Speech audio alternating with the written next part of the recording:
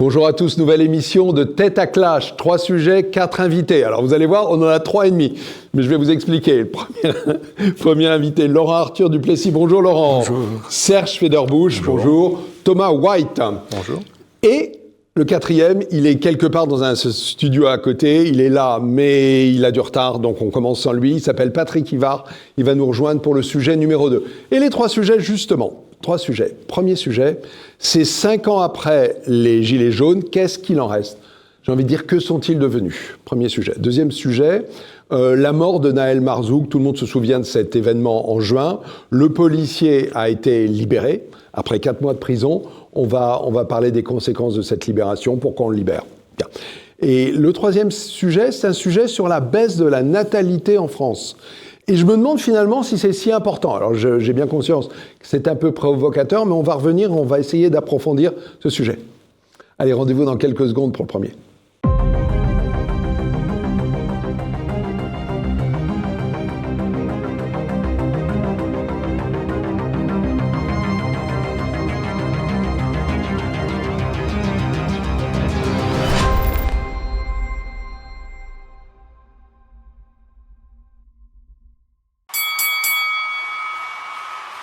Il y a 5 ans, jour pour jour ou quasiment, le 17 novembre 2018, première manifestation des Gilets jaunes. On est 5 ans après, moi j'ai le sentiment que les Gilets jaunes ont disparu, ou quasiment. Voilà. Et je voudrais savoir ce qu'ils sont devenus, ce que vous en pensez, s'ils peuvent réapparaître. Et c'est Serge qui s'y colle. Serge. Effectivement, en apparence, c'est un peu une défaite politique parce que ils ont essayé depuis à peu près à plusieurs reprises ensuite de relancer le mouvement. Il y a eu des appels à manifester à nouveau les samedis puisque c'était donc des actes, comme on disait à l'époque, parce que j'y avais participé, des Gilets jaunes, et puis ça a fait des flops.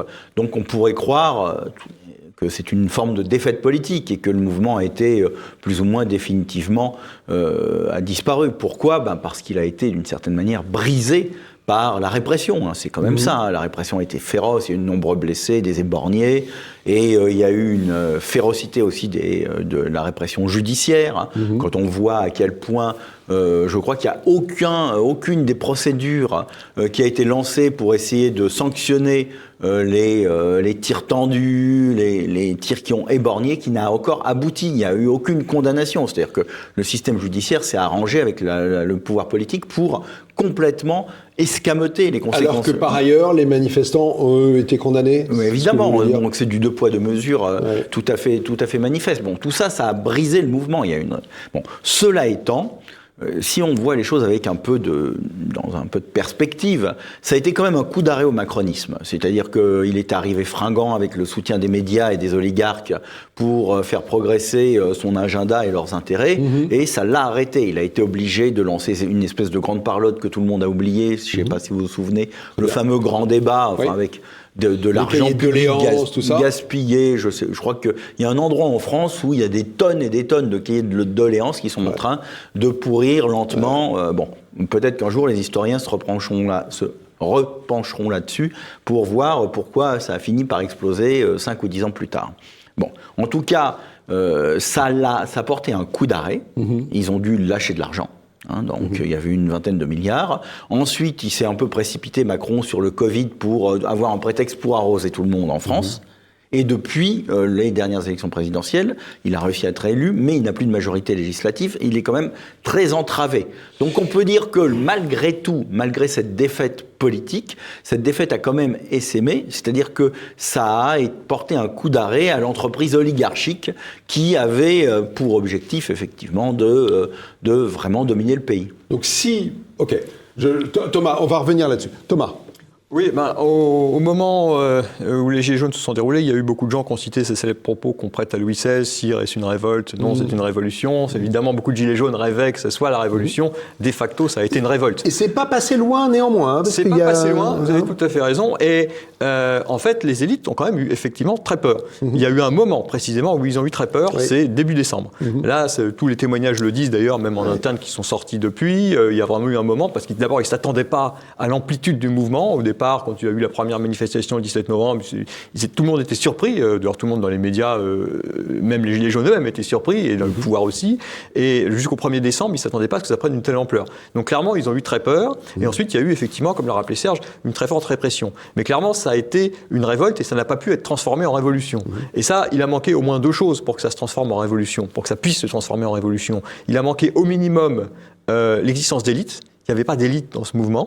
Et dès qu'il y avait même une tête, la volonté de ne pas en exactement, avoir. C'est ça. exactement. Et en plus, il n'y avait pas non plus, comment dire, de corpus idéologique, pourrait-on dire, structurant derrière, porté par justement des élites, même minoritaires. Et par conséquent, il n'y avait pas de revendication uniforme. On a vu qu'à part le RIC, à un moment, référendum d'initiative citoyenne, qui a été un peu mis en avant au départ par la gauche. D'ailleurs, c'est la gauche qui a lancé le sujet, mais il a fait Flores, parce que voilà, c'est le seul point commun à un moment sur lequel les gens se sont un peu cristallisés, mais c'est un peu vague, c'est très flou. On ne va pas changer toute la structure de la société avec ça. Or, c'est un peu ça dont rêvaient les gens. Donc, pour qu'il y ait une révolution, il faut que vous ayez non seulement un soulèvement populaire ou un énorme mécontentement populaire, donc un discrédit jeté sur le système en place qui fait que beaucoup de gens sont prêts à entendre un autre système, mais il faut qu'il y ait aussi des élites qui portent un discours, des élites de rupture, qui portent un discours de rupture, et il n'y avait pas ça, et c'est pour ça notamment que c'est devenu une révolte, c'est resté une révolte et que c'est pas devenu une révolution. Très bien, merci. Je crois que, effectivement, d'une part, les Gilets jaunes se sont dit, bon,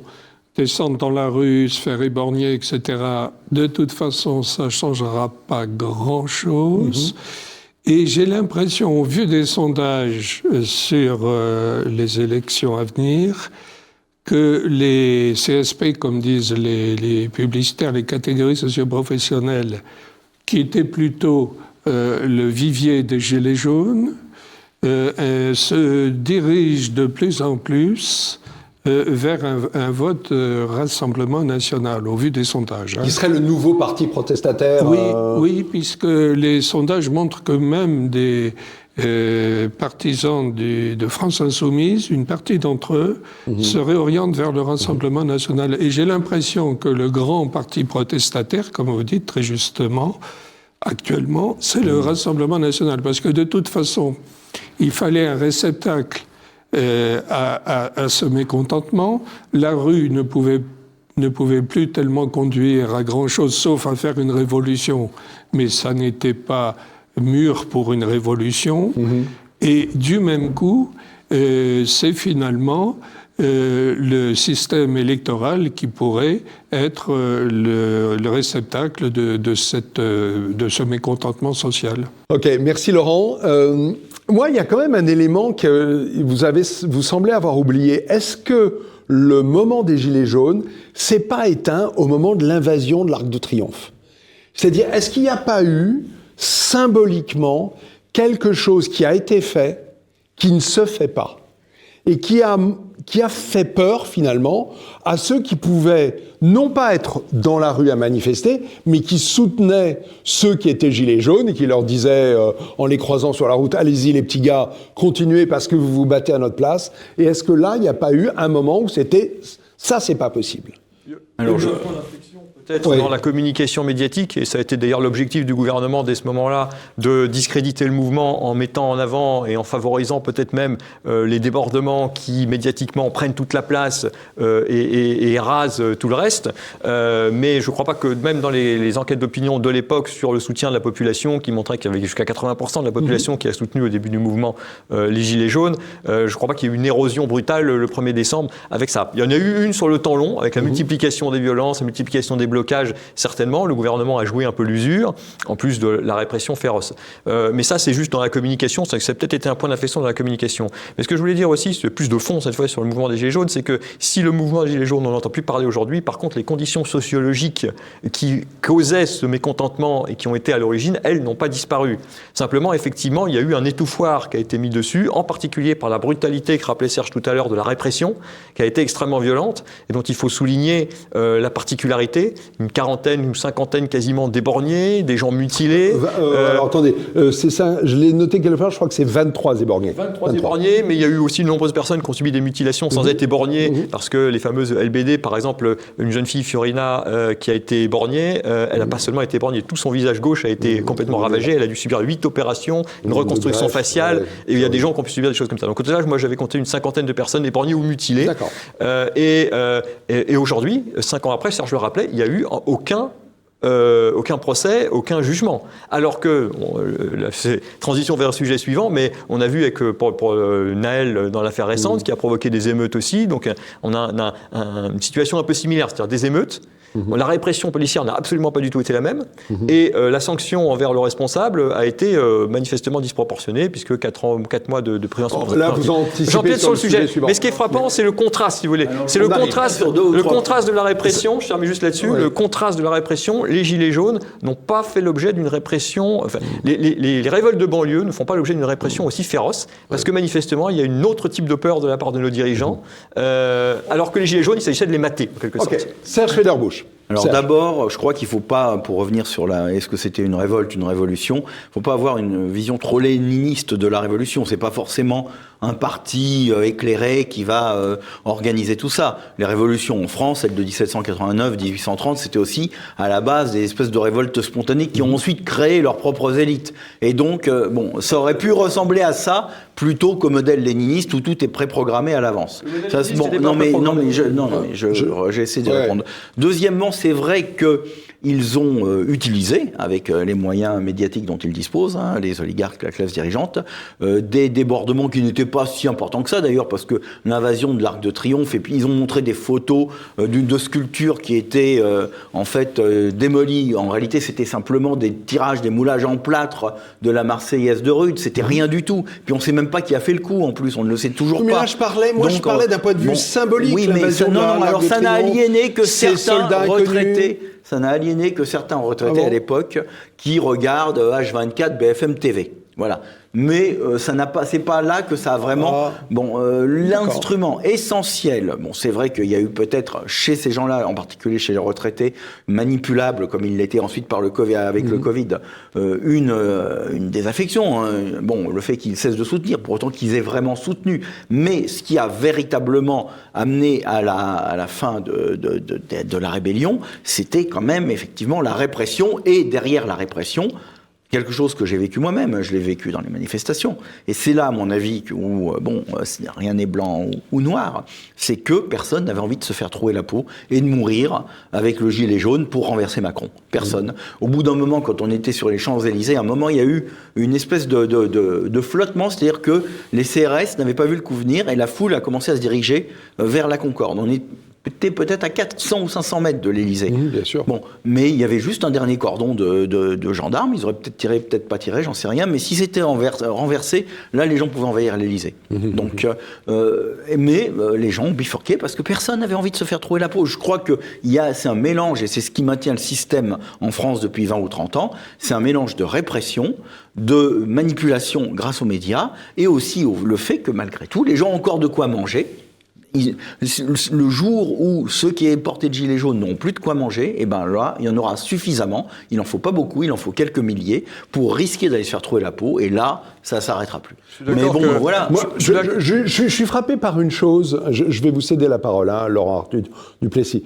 Je suis frappé par la succession des événements qui se sont enchaînés. Les gilets jaunes, le Covid, la retraite. Maintenant, les 2 guerres consécutives entre l'Ukraine et Israël-Hamas. Et finalement, c'est il y a 5 ans, mais d'une certaine manière, c'est il y a 20 ans. Il y a eu une accélération du temps des événements qui fait que les Gilets jaunes ont rassemblé 450 personnes. Comptage de la police, mais dimanche dernier, dans Paris, dont certains ont essayé d'asperger l'Arc de Triomphe avec de la peinture jaune. Voilà, c'est tout, quoi. Ça se termine. De certaines méthodes de militants d'extrême gauge, c'est-à-dire que c'est plus du tout les gilets jaunes d'origine. Ceux qui se manifestent encore aujourd'hui sous cette étiquette, bien sûr. Mais moi qui ai un pied en province, pendant longtemps, il y avait des gens au carrefour, il y avait des gens avec des gilets jaunes, donc on ne pouvait pas les louper, à qui on pouvait parler. Il n'y en a plus.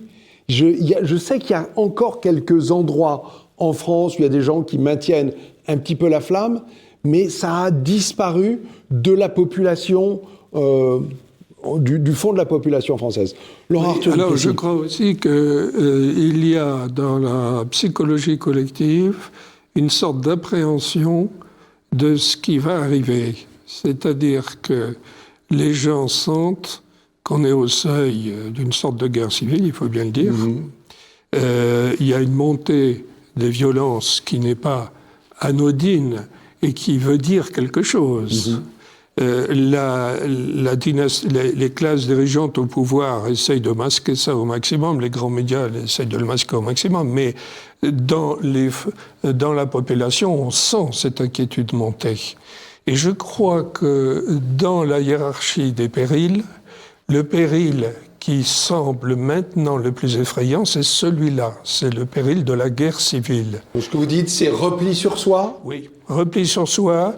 À l'américaine, on va chercher un flingue et puis un peu une sorte d'état de sidération devant la montée de ces violences qui est quand même absolument hallucinante.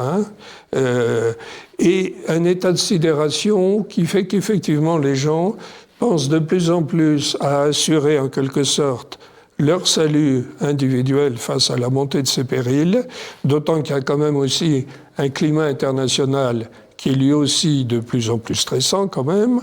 Il y a tout de même maintenant une expression que je connais bien pour l'avoir employée dans mes livres successifs et qui fleurit maintenant sur les grands médias, c'est celui de Troisième Guerre mondiale. Oui.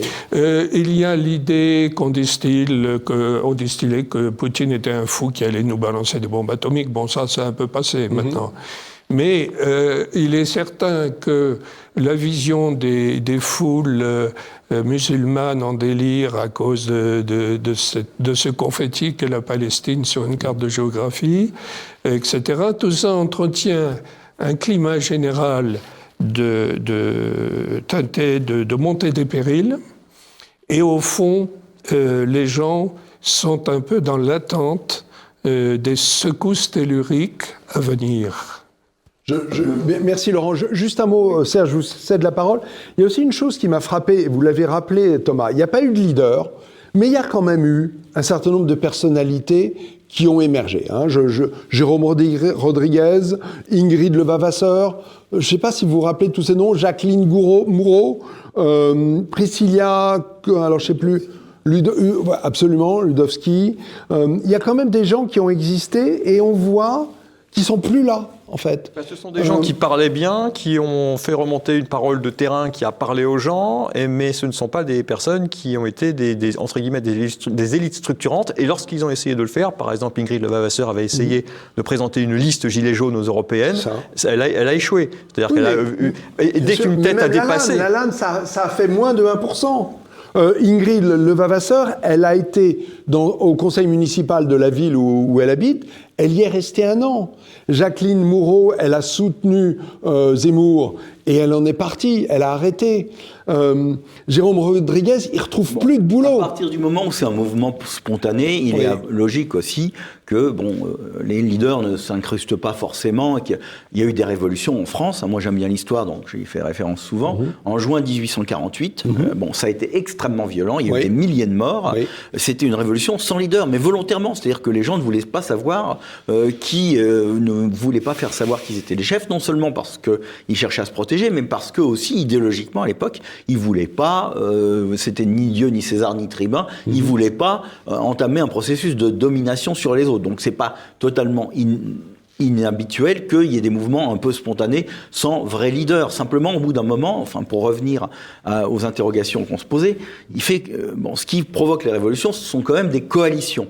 C'est-à-dire que là, il y aurait pu y avoir une coalition contre le pouvoir macroniste autour des Gilets jaunes. Là, il y a ce qui se passe depuis 5 ans, et de plus en plus, c'est qu'il n'y a pas de coalition. Pourquoi il n'y a pas de coalition ? Parce qu'on a le phénomène musulman, d'accord, le phénomène des banlieues, le phénomène de l'immigration, qui crée une fracture au sein du peuple. d'accord, de l'opposition, qui fait qu'il y a deux prolétariats d'une certaine manière, ou en tout cas un prolétariat et puis un peuple, deux peuples qui sont antagonistes d'une manière suffisamment forte pour qu'ils ne puissent pas en fait collaborer contre la domination des élites et des oligarques. Et donc c'est ça aussi qui fragilise et qui fait que la France, et qui fait que d'ailleurs on est dans une situation d'extrême inconfort, parce qu'on ne sait pas, on ne peut pas anticiper ce qui va se passer, puisque on ne sait pas quelle coalition va finir par l'emporter. Est-ce que ça va être la coalition, je vais parler brutalement, des Arabes et des oligarques? Ça peut être ça, hein. Il peut y avoir un moment, Bernard Arnault et toute sa petite bande, hein, et Macron ou Édouard Philippe, son successeur, qui disent, bon ben finalement, on va s'appuyer sur les banlieues, pour vraiment écrabouiller les petits blancs dans les zones pavillonnaires et dans les villes qui restent ou dans les campagnes. Ça peut être au contraire un pouvoir qui va s'appuyer sur les petits blancs, entre guillemets, contre l'islam et les musulmans et contre les anciens oligarques. Enfin, tout ça peut partir dans toutes les directions. Et d'ailleurs, ça ressemble plus à des espèces de phénomènes d'effondrement collectif que de vraies révolutions, parce que la révolution, d'une certaine manière, c'est un sang neuf, c'est quelque chose qui projette dans l'avenir. Là, il n'y a même pas de projection dans l'avenir. On sait pas révolution, c'est la vision sur un après. Voilà, bon, c'est un désir très fort. On va faire la République, par exemple. On veut se débarrasser du roi, on va faire la République. Ce qui s'est passé on va faire l'égalité, le suffrage universel, plus d'égalité sociale, peu importe, quel que soit. Mais là, il n'y a même plus de ligne directrice. C'est-à-dire qu'on ne sait même pas quel type de modèle social et politique on veut mettre véritablement, à part dire, oui, bon, moi j'en étais partisan, hein, on va faire du référendum, mais le référendum c'est un instrument, c'est pas un projet politique. On ne sait pas quelle question on va poser au terme de ce référendum. Et dire au peuple, bon voilà, qu'est-ce que tu veux, si le peuple n'a rien à dire et n'a pas d'idée précise sur le sujet, ça ne mène à rien. Donc on est vraiment dans une ère de grand désarroi. On va rester sur cette opinion-là. Je vous remercie, on a un petit peu dépassé le sujet. Merci messieurs. On se retrouve dans quelques minutes, quelques secondes pour le deuxième sujet et on va accueillir Patrick Ivard qui aura été microté, qui est tout beau. À tout de suite.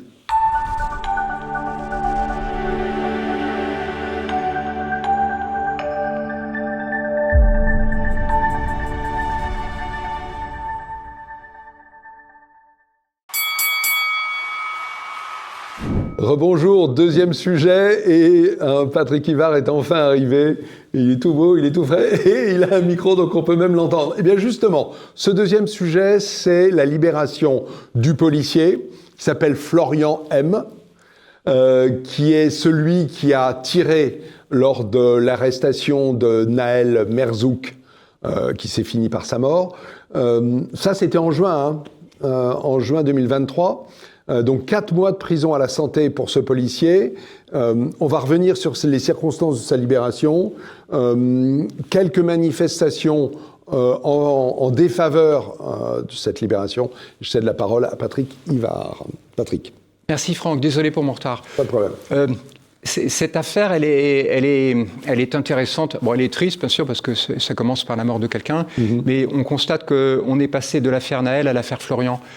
Et c'est quand même assez révélateur de quelque chose de grave. Florian, le policier qui est parti le matin de chez lui en allant au travail, il n'est pas rentré et il s'est retrouvé en prison après avoir tué quelqu'un. C'est dramatique. Et on ne peut pas imaginer qu'un policier parte le matin en se disant « Tiens, bah aujourd'hui, je vais tuer quelqu'un parce que j'en ai envie ». C'est pas quelque chose d'imaginable. C'est une situation qui est vraiment très, très particulière parce qu'un policier s'est retrouvé pendant 4 mois sans être jugé. Hein.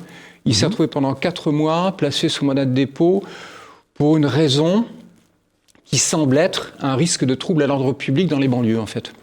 C'est-à-dire que quand on est placé sous mandat de dépôt... Vous pensez que c'est pour calmer ce qui s'est passé? Ah bah oui. C'est pas pour interdire sa communication avec l'autre policier? Alors, j'ai pas accès à la procédure. Personne ici n'a accès à la procédure. Tout est possible. Maintenant, la raison nous pousse quand même à croire que c'est pas le risque de réitération qui a justifié son mandat de dépôt. C'est pas le risque de collusion avec les autres policiers ou avec les témoins, c'est pas le risque de fuite à l'étranger, c'est le risque de trouble à l'ordre public que le pouvoir a voulu éviter, notamment dans les banlieues. Alors, le trouble à l'ordre public, il y en a eu quand même, hein, parce qu'on se souvient qu'il y a eu de sacrées émeutes, en particulier à Nanterre. Donc les émeutes, on les a eues, on y a eu droit. Mais certains ont pu penser que ça aurait été pire si le policier C'était une manière de calmer. Bah oui, c'est ça bien sûr. Sauf que vous oubliez que la justice en France est indépendante et que finalement les instructions du pouvoir, du ministre de la Justice ou de l'Élysée, elles n'ont pas prise sur les juges. Les juges, ils choisissent librement de maintenir quelqu'un en rétention ou pas. Ce que j'oublie pas, c'est que la justice, elle n'a pas encore été rendue. Oui. Et qu'un mandat de dépôt, c'est pas un acompte sur une peine à venir.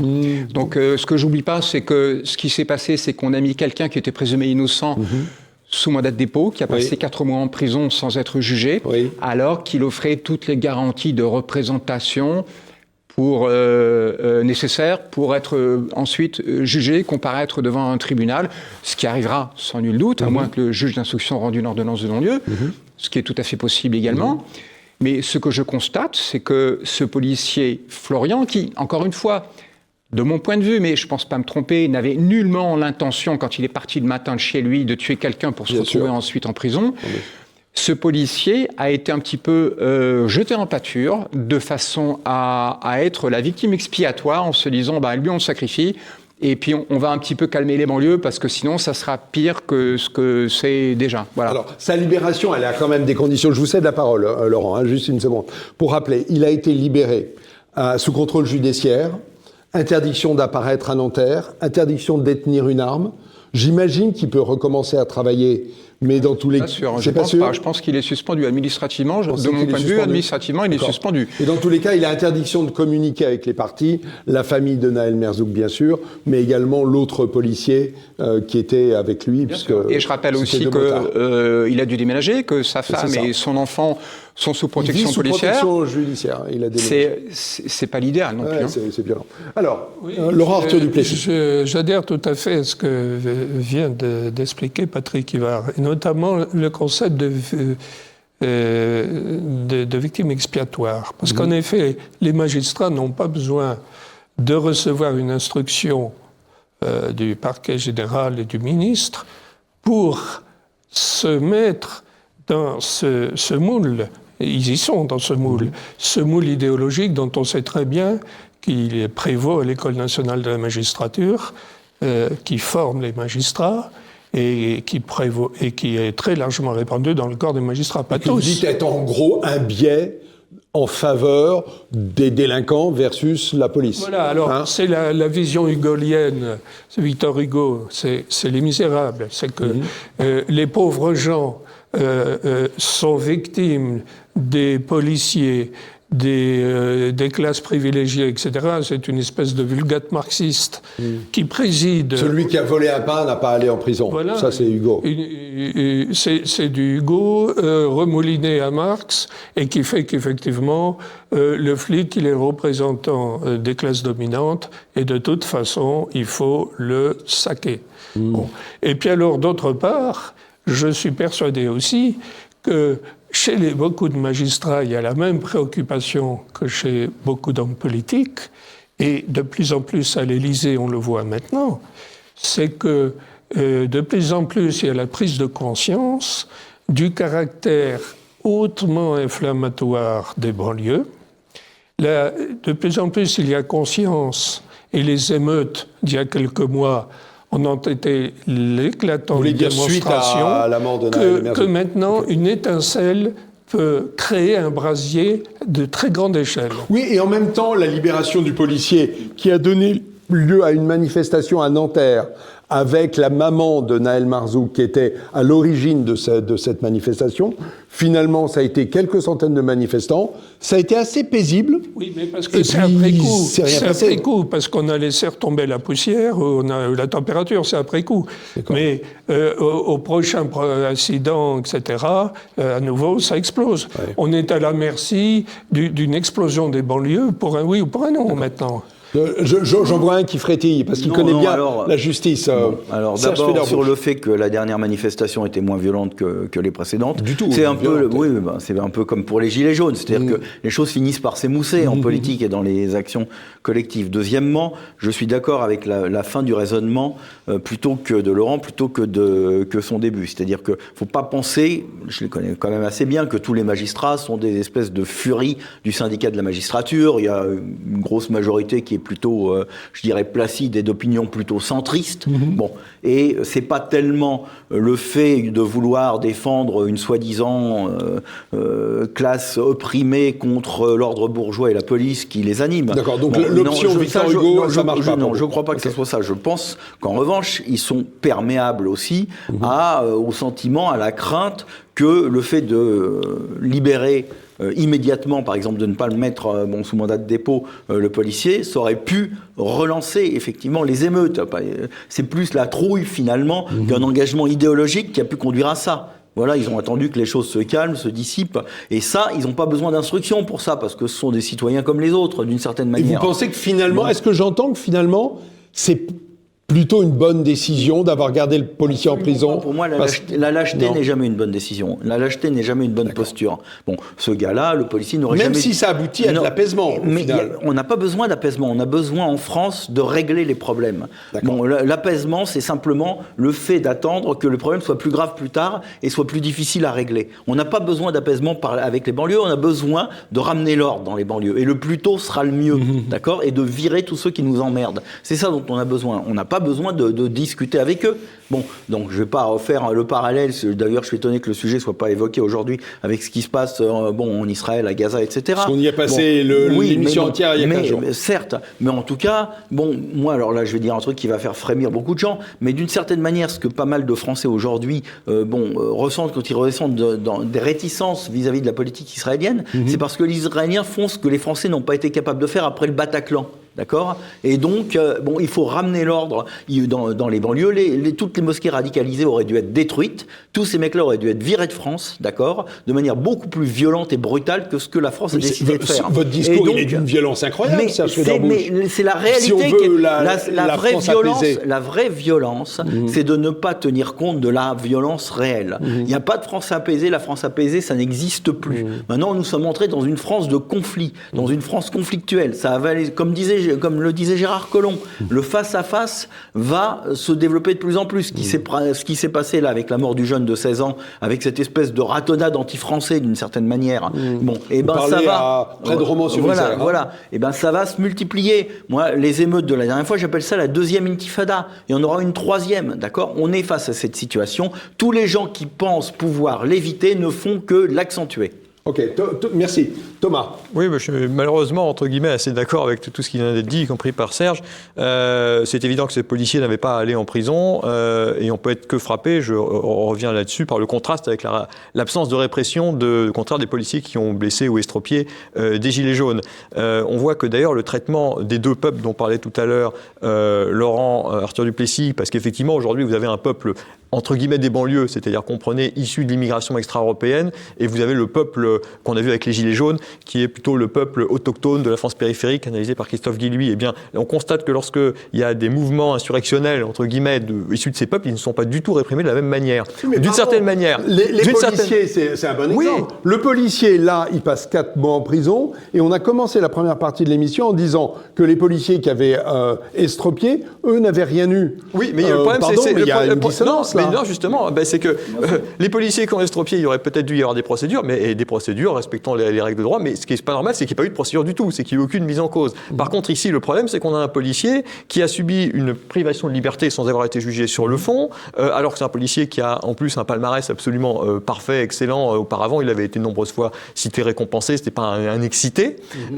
Et par ailleurs, c'est directement lié, parce qu'effectivement, il y a une perméabilité des juges à l'ambiance générale, idéologique, etc., à la peur qu'on a face au mouvement insurrectionnel issu des populations extra-européennes qui vivent dans les banlieues. Et lorsque l'État cherche à réprimer finalement ces deux peuples ou ces mouvements insurrectionnels, l'attitude n'est pas du tout la même. Quand il s'agit des Gilets jaunes, c'est-à-dire du peuple autochtone, l'attitude de l'État, c'est plus l'attitude d'une répression envers un chien indocile ou un cheval indocile, c'est-à-dire qu'on le mate par la force, par la violence, par la peur. Alors que l'attitude face aux banlieues, elle ressemble beaucoup plus à une attitude de peur de celui qui devrait mater et qui ne le fait pas, face à une espèce de Moloch qui se dit, oui, lui, il ne faut pas le déranger, on va lui donner effectivement une victime expiatoire, on va lui donner un bout de viande à manger, ça va peut-être l'apaiser. Ça ne marche pas toujours d'ailleurs, mais c'est pas du tout la même attitude. On voit qu'il y a un peuple finalement qu'on a l'habitude, le peuple autochtone, qu'on a l'habitude de dominer, et il ne faut surtout pas qu'il se réveille, et quand il se réveille, il faut absolument le redresser, le remettre dans le rang, le matraquer, et malheureusement,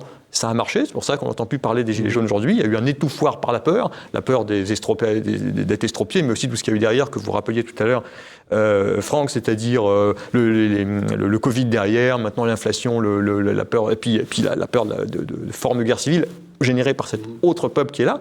Et nos dirigeants, par contre, sont terrorisés par cet autre peuple qu'ils ne comprennent pas, parce qu'il est très différent, puisqu'il fonctionne selon des codes culturels, civilisationnels notamment, pas uniquement, mais en grande partie marqués par l'islam, qui obéit à d'autres logiques que nos dirigeants ne comprennent pas et qui leur fait extrêmement peur. Et ce peuple-là, ils ne veulent pas entrer en répression quand il y a des dysfonctionnements pourtant absolument majeurs. On a vu des écoles attaquées, des policiers attaqués, enfin des dysfonctionnements gravissimes. Et ça a donné lieu à une répression extrêmement faible. On n'a pas utilisé des LBD contre eux. On n'a pas eu des borgniers. Bizarrement, pourtant les actes étaient au moins aussi graves. On a d'un côté une banlieue avec une révolte à bas bruit, même si de temps en temps il y a des grandes flammes. Et là, on a eu pendant des semaines et des semaines et des semaines des défilés avec des centaines de milliers de gens. Avec des centaines de milliers de gens parfaitement pacifiques, sauf des petites minorités. Il aurait fallu cibler ces petites minorités, ça n'a pas été fait. Au contraire, on les a peut-être même encouragées parce que ça permettait de discréditer le mouvement. Alors que dans les banlieues, on constate qu'il y a des explosions violentes qui ont lieu absolument partout. Ce qui est frappant avec ce phénomène des banlieues, c'est que ça se produit partout en France. Ça ne s'est pas produit qu'à Nanterre, dans l'endroit où vivait la famille de M. Merzouk.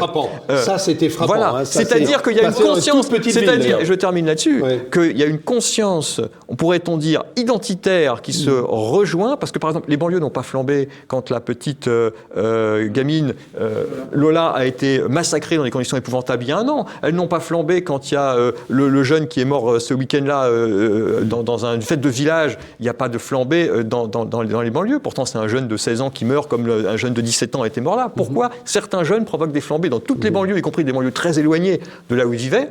Parce qu'il y a une conscience identitaire inconsciente, réelle, mais une solidarité qui se met en place et qui est effrayante. Et je termine là-dessus, qu'on peut connecter avec la peur qu'on a aussi avec le conflit israélo-palestinien, puisque c'est à peu près la même population qui me menace de faire des émeutes en réaction à ce qui se passe en Palestine que celle qui a réagi face à la mort de quelqu'un qu'elle a ressenti comme appartenant au même camp. Alors, il y en a deux.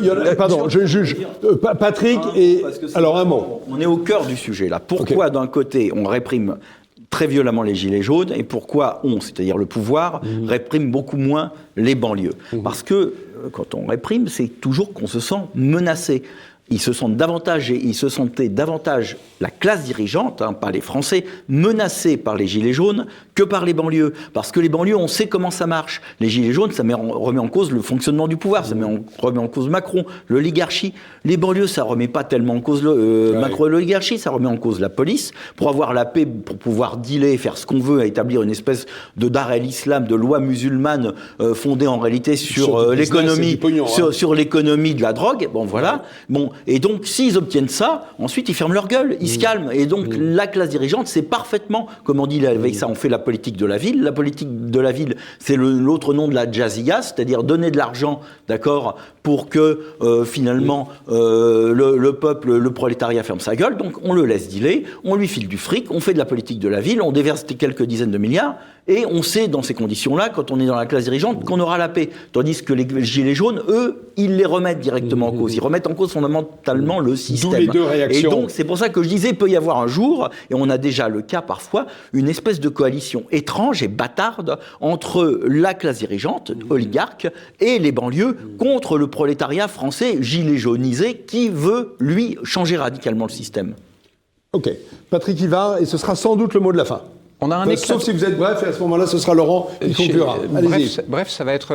voilà, Bref, c'est pas votre spécialité aujourd'hui? Si, oui, quand même. Okay, je vais essayer d'être allez-y. concis. En quelques mots, donc rapidement, Ouais. j'ai le sentiment qu'on est en train de vivre le premier chapitre du livre Soumission de Michel Houellebecq.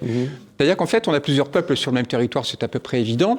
On ne vit pas tous de la même manière, on ne vit pas ensemble, on vit côte à côte, avant de passer peut-être face à face, comme le disait l'ancien ministre de l'Intérieur, Gérard Collomb. Mais on se rend compte que finalement, le pouvoir en place est en train de doucement un petit peu se soumettre face à une population qui revendique et qui dit si vous ne faites pas ce que je dis, moi, je me révolte. Et pour pas que cette population se révolte, on lui lâche un Florian de temps en temps et puis on lui donne de l'argent, effectivement, parce que c'est ce qu'elle souhaite. Finalement, on en arrive à une population qui, pour l'instant, est minoritaire, mais qui est en train de dicter sa loi à telle enseigne que finalement, on est devenu comme une éponge, on absorbe tous les conflits du monde. Et le conflit du Proche-Orient, effectivement, est un conflit qui se retrouve aussi en France.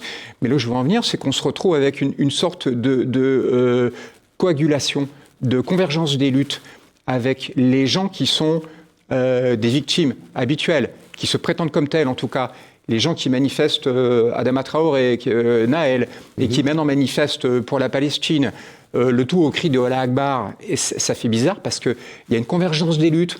On se retrouve avec une population qui se reconnaît dans la Palestine et dans le Allah Akbar, et qui se reconnaît avec Adama Traoré victime et Naël victime.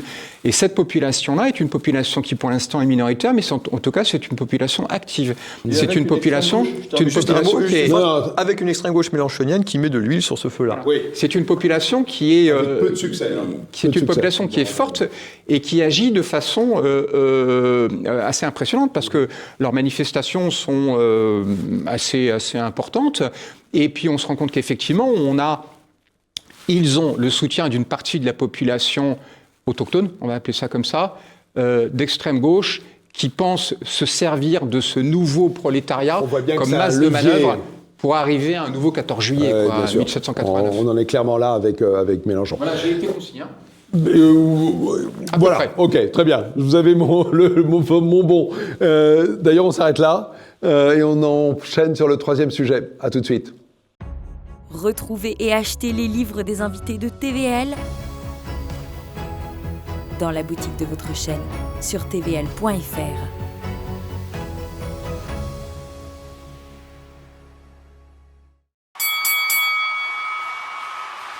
Rebonjour, troisième et dernier sujet. Je crois qu'on va pas mal changer d'univers.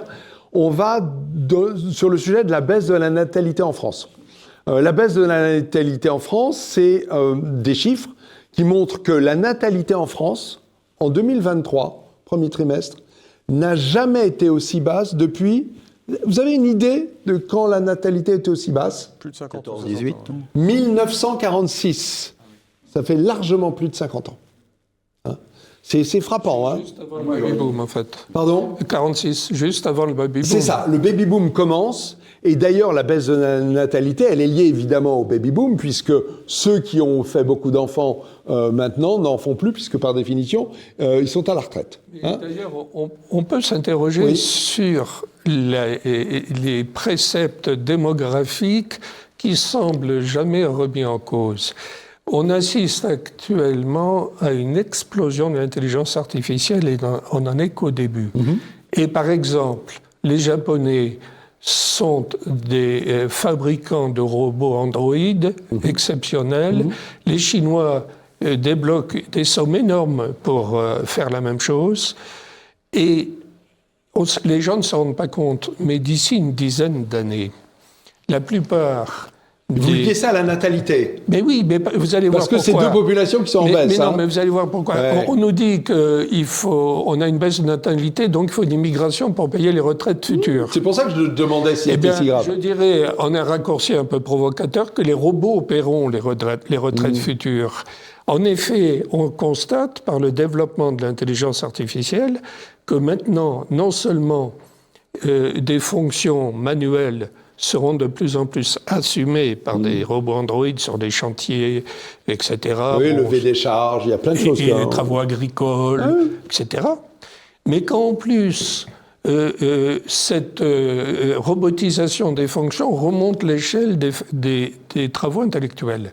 Par exemple, dans les cabinets juridiques, maintenant, il y a beaucoup moins de monde qu'avant, puisque par les logiciels de recherche juridique, la jurisprudence, on l'a en un clin d'œil, alors qu'avant, il fallait aller en bibliothèque, consulter les DALOS, etc.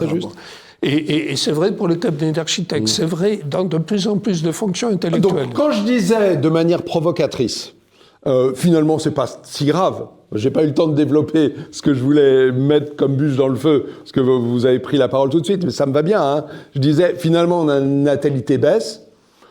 Certains y voient comme une défaite, et d'autres disent, et c'est vous, finalement, c'est pas grave. Et il faut c'est le chemin qu'a pris le Japon. Il faut faire fond sur l'éducation. Le Japon a pris un chemin qui est de dire pas d'immigration, ou une immigration très contrôlée, avec des gens qui ont le droit de travailler avec très peu de temps, avec des conditions très précises, et qui, au bout d'un certain temps, et d'ailleurs, c'est toujours des fonctions très mal rémunérées, au bout d'un certain temps, dehors.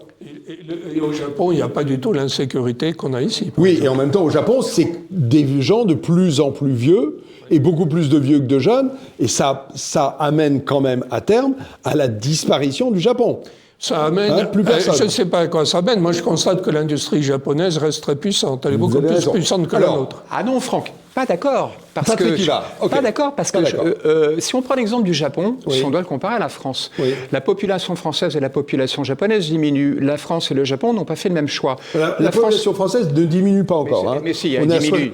Elle diminuera peut-être un jour, mais pour le moment, elle ne diminue pas. Elle diminue. Moi, je vous le dis, elle diminue. Ce qu'il y a, c'est qu'on a fait un choix. Voilà, mais on n'a pas les mêmes stats. Voilà. C'est-à-dire que la population française de souche, je ne sais pas si on peut le dire, si c'est un gros mot ou pas, non, je sais même pas elle diminue. On les diminue. Et le choix qui a été fait en France, c'est de compenser cette baisse de natalité par une augmentation de l'immigration. Au Japon, chemin pris par l'Allemagne, par quantité de pays dans le monde. Aux États-Unis, mais pas le Japon. Et c'est intéressant, parce que le Japon voit sa population japonaise de souche diminuer, sauf que eux sont complètement verrouillés par rapport à l'immigration. Ils n'ont qu'une immigration qui est résiduelle, me semble-t-il. Et leur choix face à cette dénatalité, c'est le choix de l'intelligence artificielle, de la robotisation. Ce qui fait que les emplois que les jeunes japonais qui n'existent pas ne prendront pas sont pris, si je puis dire, par des robots. Ça vous satisfait ? C'est pas que ça me satisfait. Franck. Je suis étonné que vous ne soyez pas debout sur votre chaise en vous disant s'il y a plus de Français. Je n'ai pas fini mon raisonnement. C'est la fin d'une civilisation. Franck, non, justement, c'est pas la fin d'une civilisation parce que ce qui se passe au Japon, c'est que dans 100 ans, il y aura toujours des Japonais. Par contre, en France, dans 100 ans, au lieu d'en avoir 150, il n'y aura plus les mêmes Français. Peut-être 90. Ah ben peut-être, mais ça sera toujours des Japonais. Tandis qu'en France, on aura des Français, mais ça ne sera pas ce qu'on connaît aujourd'hui. Ça sera bien, ça sera mal, je sais, mais chacun pense ce qu'il veut, mais ça ne sera pas la France qu'on connaît aujourd'hui. C'est déjà la France d'aujourd'hui, c'est pas celle d'il y a 30 ans, 40 ans, 50 ans. Le Japon, dans 50 ans, dans 100 ans, ça sera toujours le Japon, avec moins de Japonais qu'il y en a aujourd'hui, mais ça restera le Japon. Oui, mais vous êtes intéressé à aller au Japon où il y aura des vieilles personnes et des temples Confucius, je ne sais pas moi, des jolis cerisiers en fleurs, ça n'a pas l'intérêt. Mais Franck, ça a l'intérêt d'être japonais, c'est-à-dire que les Japonais préservent leur identité, nous on ne la préserve pas. Ouais. Ok, Thomas. Oui, vous savez, un peuple, la France est un peuple, c'est un système vivant. Et depuis 4 milliards d'années que la vie existe sur Terre, un système vivant, c'est quelque chose qui se reproduit et qui vise à, sinon à croître, au moins à se perpétuer, et donc à se conserver. Et qui bouge, mais donc aussi à se conserver. Lorsqu'un peuple ne fait plus d'enfants, et lorsqu'un système vivant, quel qu'il soit, un être vivant, ne se reproduit plus, c'est toujours un signe d'un mal-être. C'est toujours un signe d'un dysfonctionnement, de quelque chose de pathologique. Donc le fait que notre peuple, et c'est pas que notre peuple d'ailleurs, ça touche toute l'Europe, ça touche aussi des pays en Asie, on l'a vu, ait aujourd'hui une baisse de natalité jamais vue dans leur histoire, c'est évidemment le signe d'un dysfonctionnement. Alors est-ce que c'est si grave ? Je vous dirais que ça ne serait pas forcément si grave si, il y a un si, il y en a deux même, si premièrement on avait la capacité, on savait comment faire pour enrayer ce phénomène, c'est-à-dire le corriger, parce qu'on pourrait imaginer que ça ne soit pas très grave, de dire on est peut-être monté trop démographiquement, l'humanité a tellement explosé depuis quelques siècles, c'était exponentiel, peut-être qu'il faudrait redescendre un peu, puis restabiliser quelque chose. Ça pourrait être un processus régulateur, si c'était sur une génération ou deux. Est-ce qu'on a les capacités de se projeter et de dire, on va baisser la démographie pendant une génération ou deux, ça va mieux se stabiliser, puis ensuite, on va la stabiliser. Je ne sais pas, car ce qui provoque cette baisse de natalité est tellement structurel, c'est tellement tellement lié à tellement de facteurs sur notre mode de vie contemporain que je ne sais pas si on a la capacité à le Sachant redresser. par exemple que les femmes continuent à faire des enfants, mais au lieu de les faire à 29 ans, elles les font à 31. Oui, mais donc il y a quand même des enfants qui naissent en pour des France. raisons biologiques. Et puis deuxièmement, le deuxième énorme problème, c'est celui qu'a souligné Patrick, c'est qu'effectivement, ça serait moins grave s'il n'y avait pas parallèlement ce phénomène de grand remplacement qu'on connaît. C'est-à-dire si cette baisse de la natalité qui touche manifestement davantage les populations autochtones européennes que, pour des raisons culturelles, que les populations issues de l'immigration extra-européenne dont on parlait un peu tout à l'heure, si ce phénomène-là n'était pas un accélérateur du grand remplacement. Parce que du coup, effectivement, ça affaiblit encore plus les populations autochtones qui sont porteuses de notre identité, et c'est normal quand on est porteur d'une identité, c'est normal en tant que Français de souche, comme il disait, ou de culture, de civilisation européenne, de tradition de peuplement européen, de vouloir continuer à exister. C'est la base de la vie depuis 4 milliards d'années, je le disais. Parce que Thomas, les démographes nuancent votre propos. Et en gros, disent que plus une population venant de l'étranger est installée longtemps dans un pays, première, deuxième, troisième génération, plus finalement le nombre d'enfants de cette nouvelle population rejoint la moyenne du nombre d'enfants mais de il y a la population. Il y a un différentiel qui persiste. 2, il y a un différentiel à l'origine. Par exemple, les femmes issues de l'immigration, directement, ont un indice de fécondité qui est, je crois, de 2,73 contre 1,9 pour les Françaises, on va dire de souche, ou plutôt pour les personnes nées en France, de 2 parents nés en France. Donc, on a un différentiel au moins sur la première génération. Voilà, ça a tendance à se resserrer. Ça a tendance à se resserrer. Et ça se confond au bout de 2-3 générations. Et on ne peut même pas prévoir que ça va forcément durer. Par exemple, dans les banlieues françaises se développe de plus en plus l'islamisme. Si l'islamisme, c'est la réislamisation des populations issues de l'immigration, se poursuit, le schéma anthropologique musulman de la polygamie et de la femme au foyer, c'est un schéma qui enchante beaucoup d'enfants. C'est pour ça que dans les pays musulmans, il y a une baisse de la natalité, mais beaucoup moindre qu'ailleurs. Donc ce risque, il existe. Alors bien sûr, s'il n'y avait pas tous ces problèmes, oui, la baisse de la natalité, ça pourrait peut-être être quelque chose de régulateur, qui pourrait peut-être atténuer les problèmes de retraite, quand les générations du baby-boom vont mourir, qui pourrait peut-être atténuer certaines choses, et peut-être pousser... falloir payer les pensions des retraités. Et peut-être pousser à faire ce qu'on n'a pas assez fait et que les Japonais ont fait, c'est-à-dire améliorer la productivité à travers la robotisation, etc. Pas remplacer les êtres humains par des robots, mais améliorer cette productivité. Souvenez-vous Ça, bien c'est de ce que vous positif. dites en faveur des robots, parce qu'on fera des sujets sur l'IA et sur les robots dans pas longtemps, et je peux vous assurer que vous allez me dire exactement le contraire de ce que vous êtes en train de me dire en faveur des robots qui vont être à même de remplacer les enfants. Je suis étonné. Alors, En l'état actuel, vous m'avez... Serge Federbush. Je pense que c'est un saut dans l'inconnu. En général, quand il y a c'est pas la première fois dans l'histoire de l'humanité qu'on l'observe, quand il y a une baisse de la natalité, ça conduit à un affaiblissement des sociétés qui sont confrontées à ce phénomène. Il ne faut pas oublier par exemple que Auguste, le premier empereur romain, une de ses premières grandes décisions, ça a été d'imposer des lois natalistes. Il a interdit, il a réprimé beaucoup plus l'adultère et le fait que les hommes puissent ne pas rester avec leurs femmes dans leur foyer. Il a mis en place tout un système pour redoper la natalité des classes dirigeantes patriciennes romaines qui s'étaient effondrées à la suite de guerres civiles et de démoralisation. Donc c'est pas la première fois que l'humanité est confrontée à ces phénomènes, et généralement c'est pas de bon augure. Cela dit, bon, là, il ne faut pas croire non plus d'ailleurs que l'automatisation, la robotisation, c'est un remède à ça, parce que les performances d'une société, ça ne peut pas être que lié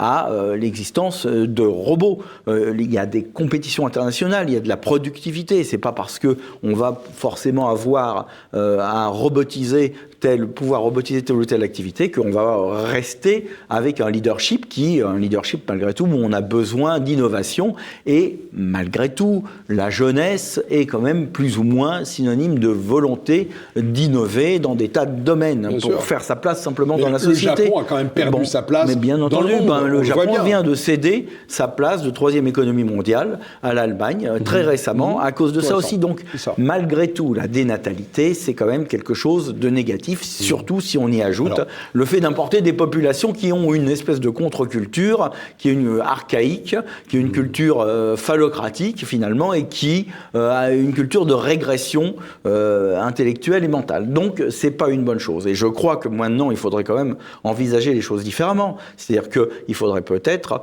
réintroduire un vrai système. On ne pose pas la question des remèdes à tout ça, mais les remèdes, ils sont connus. Il faut faire en sorte qu'il y ait un salaire carrière de la femme ou de l'homme au foyer d'ailleurs, de telle manière qu'il puisse à nouveau se projeter dans une famille. On a déjà une non, politique mais pas du tout. Le pire, un des pires salauds, un des plus grands attentats contre la France qui a été commis depuis 20 ou 30 ans, oui. c'est François Hollande qui a mis les allocations familiales sous condition de ressources, comme les familles, je dirais, d'origine halogène blanche, vous voyez, ont des revenus plus importants que les familles d'origine immigrée, eh bien, les allocations familiales se sont réorientées vers les populations d'origine immigrée. Et donc, ça a facilité, ça a accéléré, mais immédiat.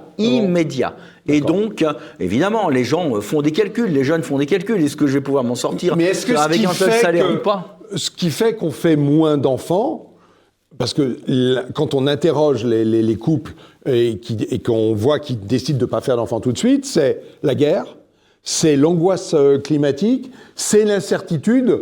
En fait, on fait des enfants parce qu'on a confiance. La réalité, quand c'est on n'a pas confiance, on ne fait pas revenus. d'enfants. Ils peuvent avoir le sentiment que c'est des conneries, l'angoisse climatique. Bon, ça, c'est juste un sentiment. La réalité, c'est qu'ils n'ont pas une prévision, une anticipation de revenus suffisante, c'est pourquoi on fait des enfants ou pas, pour faire face à l'éducation. Vous pensez que l'éco-anxiété n'a pas à voir là-dedans? C'est des conneries pour journalistes. Je pensais que c'est des conneries. Laurent Arthur Duplessis. Je pense aussi qu'il y a également un déterminisme cyclique, c'est-à-dire que la France, par exemple, dans l'entre-deux-guerres, a une natalité faible. C'est souvent la France de l'enfant unique qui passe les concours de la fonction publique pour assurer la promotion sociale au sein de la famille. Oui, puis parce qu'il y a eu beaucoup de morts aussi pendant la Première Guerre mondiale. Justement, mais il y a eu beaucoup de morts. Non, mais les estropiés arrivaient à se marier, par exemple, quand même, etc. Et à se reproduire. Hein, et d'ailleurs, parallèlement, et contrairement à la France, l'Allemagne de l'entre-deux-guerres, elle, a fait beaucoup plus d'enfants, alors qu'ils avaient autant de morts et d'estropiés. D'accord. Vous voyez ? Et tandis que l'Europe qui sort de la Deuxième Guerre mondiale, c'est l'Europe du baby-boom. C'est-à-dire qu'il y a une explosion nataliste tout d'un coup. Et je pense que tout ça... Qui va avec les 30 Glorieuses. Oui, hein, oui, mais qui tient à la psychologie collective aussi, aux besoins de renouveau, à effectivement un optimisme, etc. On sait qu'on est dans telle classe, qu'on a des chances d'en changer et de monter dans la hiérarchie. Et je dirais, pour paraphraser le général de Gaulle, après l'hiver, il y a le printemps, et je pense qu'il y aura aussi un printemps démographique, dans je ne sais pas combien d'années, mais je suis sûr qu'il finira par y en avoir.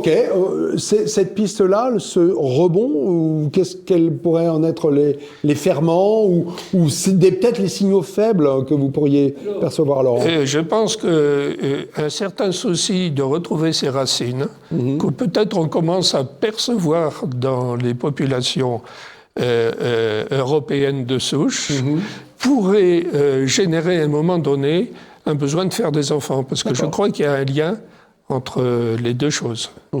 Ok.